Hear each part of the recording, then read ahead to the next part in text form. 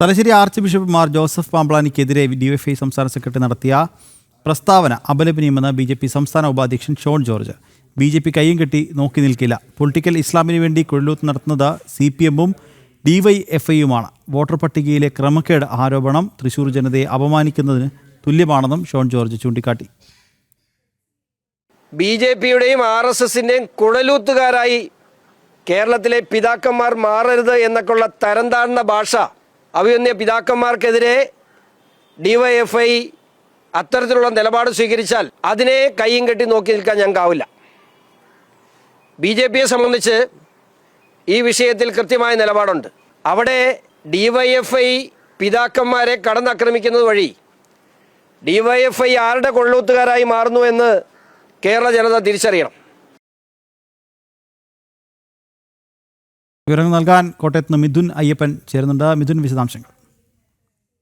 Political ഇസ്ലാം കേരളത്തിലെ വിവിധ വിഷയങ്ങളിൽ എത്രത്തോളം ശക്തമായാണ് ഇടപെടുന്നത്, ആരിലൂടെയെല്ലാമാണ് ഇടപെടുന്നത് എന്ന് വ്യക്തമാക്കുകയാണ് ഷോൺ ജോർജ് ഇപ്പോൾ നടത്തിയ പ്രസ്താവനയിലൂടെ.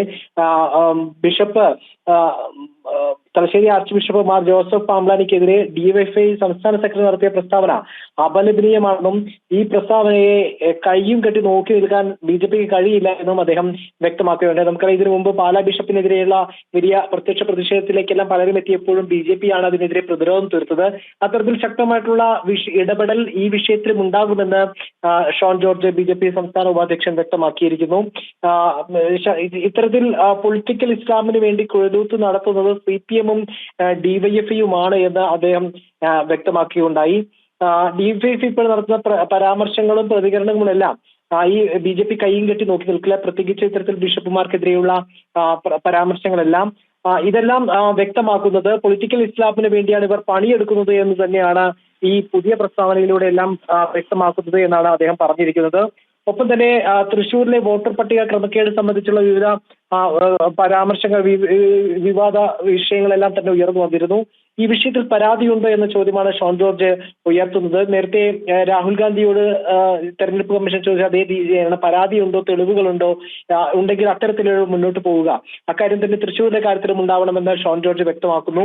അല്ലെങ്കിൽ ഇത് തൃശ്ശൂരിലെ വോട്ടർമാരോടുള്ള വഞ്ചനയാണ്, അവരെ അപമാനിക്കുന്നത് തുല്യമാണ് ഇത്തരത്തിലുള്ള പ്രസ്താവനകൾ എന്ന് തന്നെ വ്യക്തമാക്കുന്നു.